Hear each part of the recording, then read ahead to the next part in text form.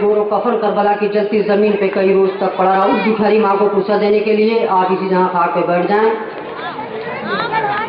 ایک اعلان سماعت فرما لیں. 9 سفر اسی موضع صحیح میں ایک جلوس کا انعقاد کیا گیا ہے ہر سال کی طرح، جس میں ملک کے مشہور و معروف انجمن ہائے ماتمی علماء کرام تشریف لا رہے ہیں، جن کے نامی اس طریقے سے ہیں: انجمن نور اسلام جلال پور، انجمن گلشن عباس شاہ گنج بھادی، انجمن مظلومیہ پورا معروف، انجمن عزادار حسینی مبارک پور، انجمن حسینیہ حسین آباد اکبر پور، انجمن حسینیہ حسین آباد اکبر پور. علماء کرام عالی جناب مولانا شفاعت حسین صاحب ادیب اعظمی، عالی جناب مولانا سید احمد رضا صاحب بنور، عالی جناب مولانا سید وفا عباس صاحب دہلوی، مولانا سید قسیم اعظمی صاحب. مہمان خصوصی نواخواں بھی تشریف لا رہے ہیں: سید موجز رضا دہلوی، جناب حسن عامر ہندی ردلوی جو تشریف لا رہے ہیں. آپ تمام مومنین سے شرکت کی پرخلوص استدعا ہے. 9 سفر موضع صحیح میں ایک جلوس کا انعقاد کیا گیا ہے. آپ کے سامنے مولانا مسعود فضائل مسائل فضل شرح بیان کریں گے. آپ حضرات سے گزارش ہے کہ مل جل کر بآواز بلند فروات بھیجیں.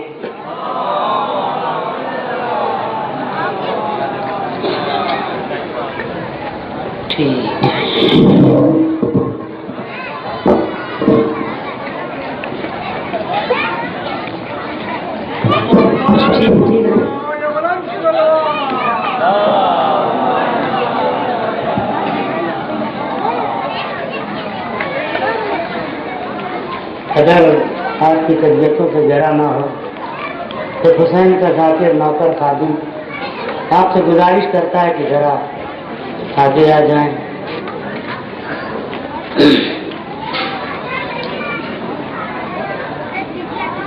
رحم اللہ من قرأ الفاتحہ.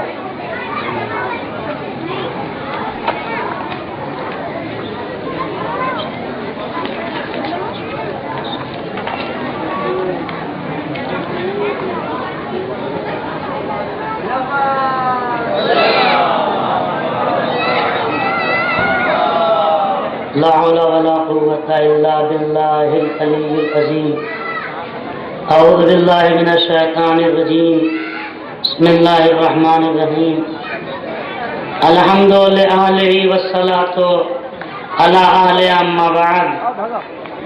سوگواران حسین، ماتمداران سید الشہداء، یہ ہمارے لیے شرف کی بات ہے کہ ہم خالق کائنات کی بارگاہ میں جتنا شکریہ ادا کریں کم ہے. کہ میرے مالک، تو نے ہمیں زندہ رکھا تو حسین کا عزادار بنا کے زندہ رکھا، حسین کا ماتمدار بنا کے زندہ رکھا. شکریہ ادا کرنا چاہیے. بڑا شرف ہے رونے والوں کا، رلانے والوں کا.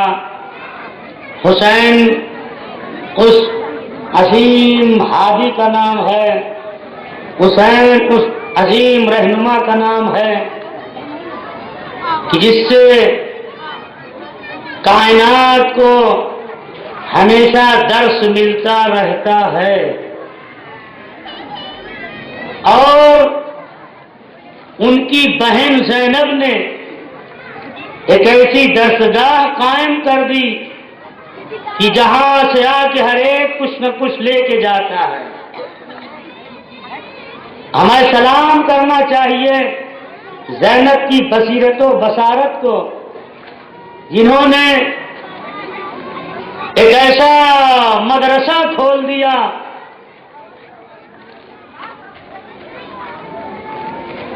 ایک ایسی درسگاہ کھول دی، وہ بھی عام جگہوں پہ نہیں بلکہ مکان قاتل میں اس کا سنگ بنیاد رکھا، جس کو آج تک نہ کوئی طاقت ہلا سکی ہے نہ ہلا پائے گی.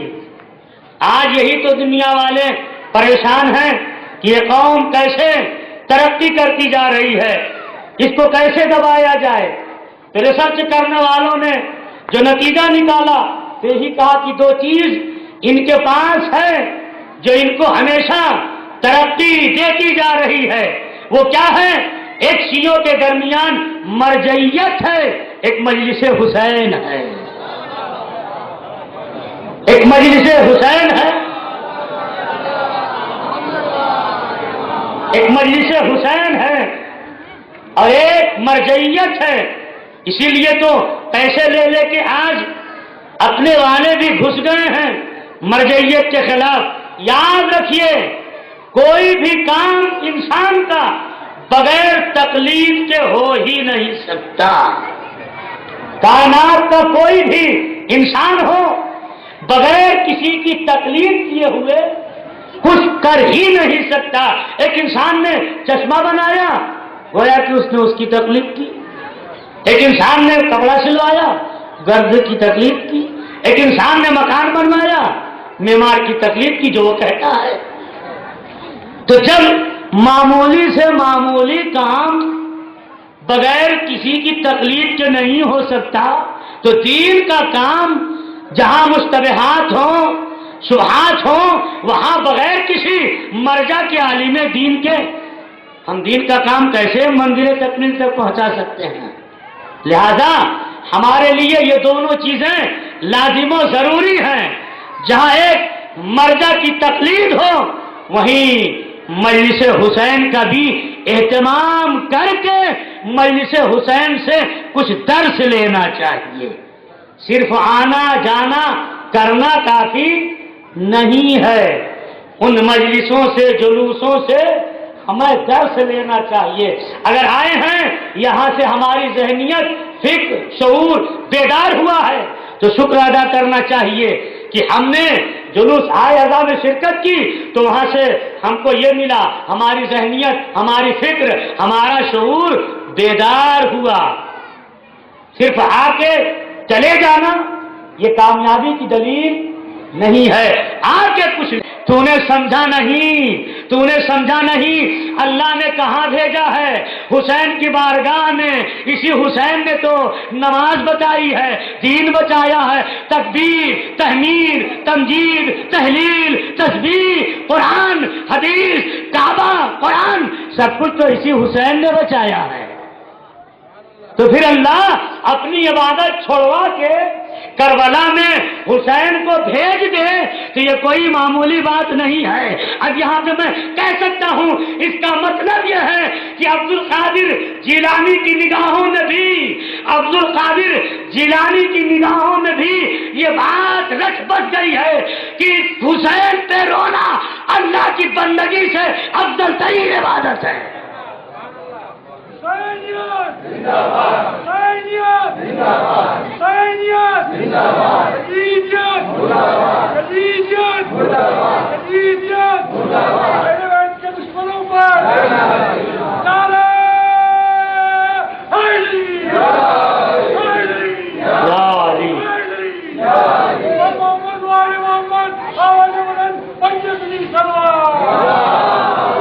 لکھا ہے کہ یہ روتے ہیں اور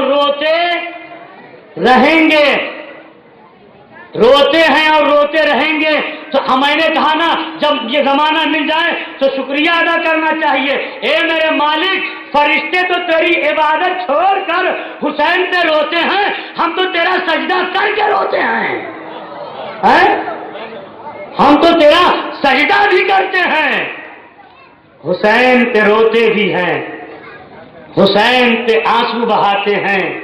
نہ جانے ان کربلا والوں پہ کیسے مصائب کے پہاڑ توڑے گئے کہ ہر ایک آنکھ حسین پہ آنسو بنانے کے لیے بےتاب ہے. یہ جلوس مخصوص ہے اس امام کے لاڈلے سے جس کا نام علی ہے لقب زین العابدین ہے. عزاداروں انشاءاللہ روئیں گے اگر مصائب درک کر لیں گے تو ضرور گریہ کریں گے ضرور روئیں گے. عزاداروں سن 38 ہجری میں جب ہمارا چوتھا امام پیدا ہوا ہمارے چوتھے امام نے خانہ امامت میں آنکھ کھولی. حسین کو علی ابن الحسین جیسی عظیم نعمت ملی. اس نعمت کے ملنے کے بعد میرے مولا نے خالق کی بارگاہ میں شکریہ ادا کیا. جب حسین نے شکریہ ادا کیا اس وقت میرا مولا پہلا علی زندہ تھا. امام علی علیہ السلام نے اپنے اس پوتے کو آغوش میں اٹھایا، اٹھا کے لائے زینب کی خدمت میں. اے میری بیٹا زینب، یہ میرا پوتا جس کی رگوں میں شہنشاہی خون ہے، اے زینب اسے بڑے اہتمام سے پالو. اے زینب اسے بڑے اہتمام سے پالو، اس کے گہوارے میں نرم گدا بچھا دو. مولا اپنی لاڈلی بیٹی زینب سے کہتے ہیں اے زینب اس کی رگوں میں شہنشاہی خون ہے، اسے بڑے اہتمام سے پالو، اس کے گہوارے میں نرم گدا بچھا دو. اور اس کے بعد کا دیکھو، جب زین العابدین گھر میں ہونا تو کسی عورت کے سر سے چادر نہ سرکنے پائے. یہ میرا پوتا بڑا غیرت دار ہے، اس کی غیرت برداشت نہ کر پائے گی. اور کہا دیکھو جب کبھی زین العابدین گھر میں ہو تو کوئی عورت بلند آواز سے گفتگو نہ کرے، سید سجاد کی غیرت گوارا نہ کرے گی. میں کہوں گا اے میرے مولا ابھی مدینہ ہے، ابھی خانواد اہل بیت زندہ و سلامت ہے، ارے جو چاہنا ہو کہہ لیجئے.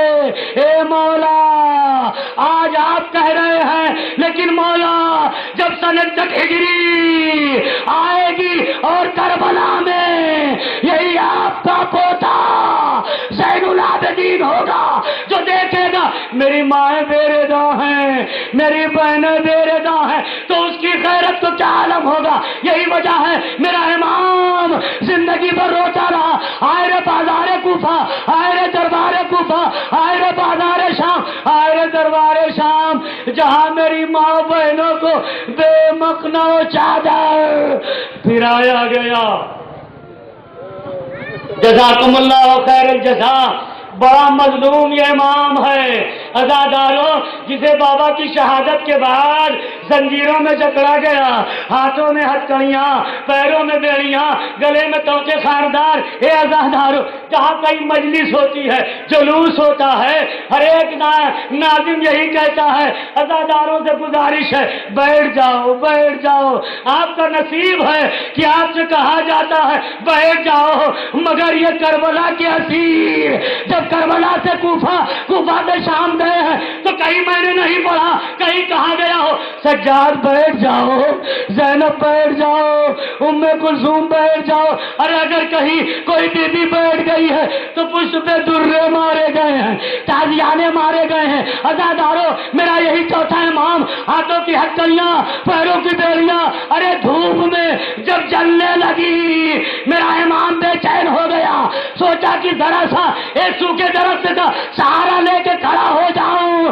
جیسے ہی امام اس درخت کے قریب پہنچے، ارے شبر ملعون کوڑا لے کے آگے بڑھا اور سید سجاد کی پشت پہ کوڑا مارا. میرا امام غشا کے گر پڑا. ارے زینب نے فریاد کی، ارے میرا لال یتیم ہے، قیدی ہے. اے میرے لال یہ تمہارا عالم کیا؟ میرا امام رو کے کہتا اے گپی اماں ہتھکڑیاں جل رہی ہیں. جزاکم اللہ، خدا ان آوازوں پہ رحمت نازل کرے. میں دعا کرتا ہوں میرے مالک کسی پھوپھی کے سامنے 24 سالہ بھتیجے پہ اس طرح ظلم نہ کیا جائے. ارے بھتیجا 24 سال کا، پھوپھی ایک مرتبہ کہتی ہے ارے یہ یتیم ہے، یہ قیدی ہے. اے میرے لال یہ تمہارا عالم کیا ہے؟ میرا امام طرف سے کہتا ہے اے پھوپھی اماں ہتھکڑیاں جل رہی ہے، بیڑیاں گرم ہو گئی ہے. اے پھوپھی اماں لوہے کی اذیت سے مجھے صبر نہیں آتا. زینب نے کہا واہ غربتا، واہ مصیبتا، اے میرے مالک میرے بھتیجے کی ہتھکڑیاں دھوپ کی شدت سے جل رہی ہے. ارے میں زینب پانی کہاں سے لاؤں کہ ہتھکڑیاں ٹھنڈی ہو جائیں، بیڑیاں ٹھنڈی ہو جائیں. وہ ایک مرتبہ زینب سید سجاد کے قریب گئی. زینب جس میں سید سجاد جھک جاتی ہے اپنے جسم کا سایہ کر کے زینب بے تحاشا آنکھوں سے اشک برساتی ہے. اے میرے لال پانی تو نہیں مگر یہ لحاظ ہو تیری ہتھکڑیوں کو ٹھنڈا کریں گے. جزاکم اللہ. خدا ان آوازوں پہ رحمت نازل کرے. خدا آپ کو سلامت رکھے. اے میرے نوجوانوں، میں دعا کرتا ہوں کبھی زندگی میں تمہارے سامنے ایسا وقت نہ آئے کہ تم 24 سال کے ہو، تمہاری بہن 4 برس کی ہو. خدایا کربلا کے چھوٹے چھوٹے بچوں کے صدقے میں ہماری ماں اور بہنوں کی گودیوں کو آباد رکھ. جن گودیوں میں حسین کے اعزادال پڑ رہے ہیں انہیں طول حیات دے. جن ماں بہنوں کی گودیاں لینے کے اولاد سے خالی ہیں، میرے مالک سکینہ کی ماں ربہ کی اجڑی ہوئی گود کا واسطہ ان گودیوں کو نعمت اولاد سے مالا مال کر دے. میرے نوجوانوں سن لو، اگر کبھی تنہائی میں بیٹھنا تو سوچنا اس غیرت دار امام کی مصیبت جس کا جنازہ تابوت آپ کے سامنے رکھا ہے. اے عزادارو، جب کبھی بوسہ دیا کرو تو سوچ کے ارے ہاتھوں میں ہتھکڑیاں تھی، اس امام کا ہاتھ بڑا زخمی ہے، گلے میں توقع کاردار تھا، گلا بڑا زخمی ہے، پیر بڑا زخمی ہے، بیڑیاں پہنائی گئی تھی. ذرا آہستہ آہستہ امام کو بوسہ دیا کرو. اے میرے نوجوانوں، کبھی ایسا وقت آئے تو تمہیں احساس ہوگا کہ یہ غیرت دار امام کتنی مصیبتوں سے گزرا ہے. دعا کرتا ہوں میرے مالک کبھی کسی جوان کے سامنے ایسا وقت نہ آئے کہ اس کی بہن 4 برس کی ہو، اس کا سن 24 برس کا ہو. 24 برس کے سن میں جوانی کی طاقت کسی غیرت کو برداشت نہیں کرتی. اے تیری غیرت پہ امام ہمارا کروڑوں سلام. ارے تو کربلا سے کوفہ، کوفہ سے شام. اے نوجوانوں، کبھی نہ ہو ایسا کہ تمہارے سامنے تمہاری 4 برس کی بہن کو تماچے مارے جائیں. خدا نہ کرے کبھی ایسا ہو تمہاری 4 برس کی بہن کی پشت پہ درے مارے جائیں، تالیانے مارے جائیں، کانوں سے بالیاں اتاری جائیں. اے میری ماں بہنوں،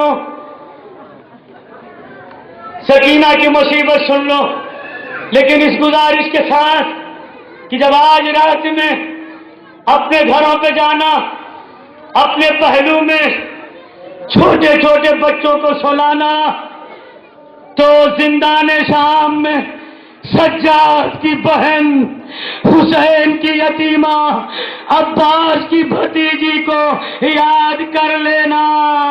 ارے یہ بچی سجاد کی بہن کتنی مصیبت زدہ ہے. اے عزادارو، ارے جب زندان شام میں رات آتی تھی زینب رو کے کہتی تھی اے میری لال سکینہ سو جا، میری بیٹی سکینہ سو جا.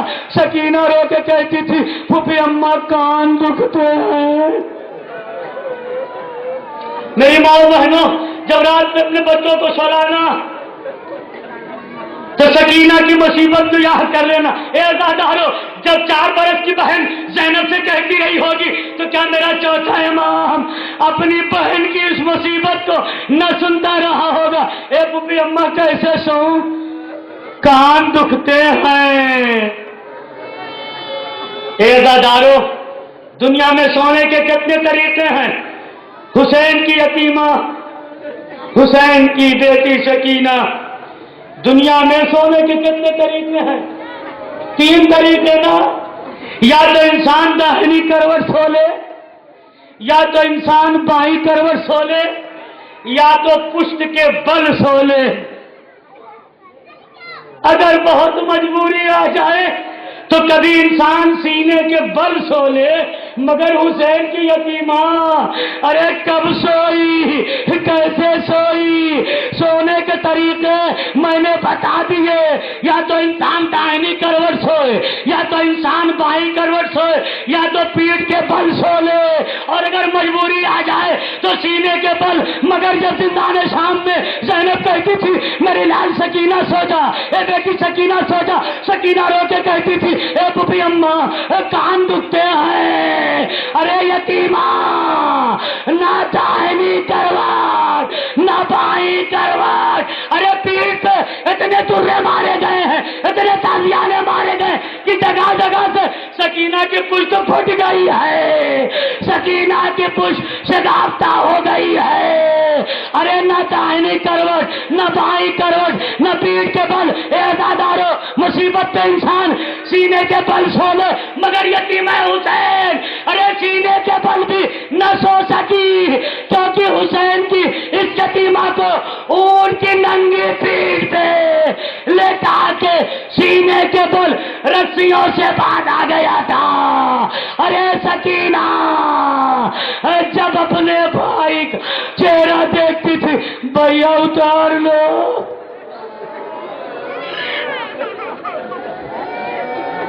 अपने इस मजबूर भाई को देखती थी, नन्हे नन्हे हाथों को फैला के कहती थी भैया उतार लो। मेरा चौथा इमाम करवटें बदलने लगता था, आवाज देता था ए मेरे मालिक मेरी 4 बरस की बहन मुझसे फरियाद कर रही है, मगर मुझे इस तरह जंजीरों में जकड़ दिया गया है कि मैं अपनी 4 बरस की बहन की मुसीबत को दूर नहीं कर सकता। बजज़ाकुमुल्लाहु खैरल जज़ा। बस अदादारो आखिरी मंजिल ज़हमत तमाम। शहजादी फातिमा आइए हम आपको दोहरा पुरसा देते हैं। हे मेरे मौला हुसैन जो 40 बरस से आपको रोता था वो 25 मुहर्रम को दुनिया छोड़ के चला गया। 40 बरस मेरा ये इमाम अपने बाबा की मुसीबत को याद करके रोता रहता था।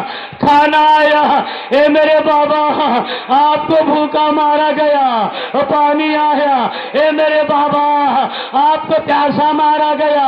अरे मेरा चौथा इमाम एक दिन गुजर रहा था, अरे उस गली से गुजरा जहां कसाब जानवर ज़िबा करते हैं। एक मर्तबा मेरे मौला ने देखा एक कसाब है जिसने अपने जानवर के हाथ और पैर बांध दिए हैं और ज़िबा करने की तैयारी कर रहा। अरे मेरा इमाम रोता हुआ करीब गया, हाथों को जोड़ा है भाई एक बात बता दे, चाहे इमाम ज़माना क्या कहना चाहते हैं। इमाम ने रो के कहा भाई इतना बता दे इस जानवर को तूने पानी पिला लिया है।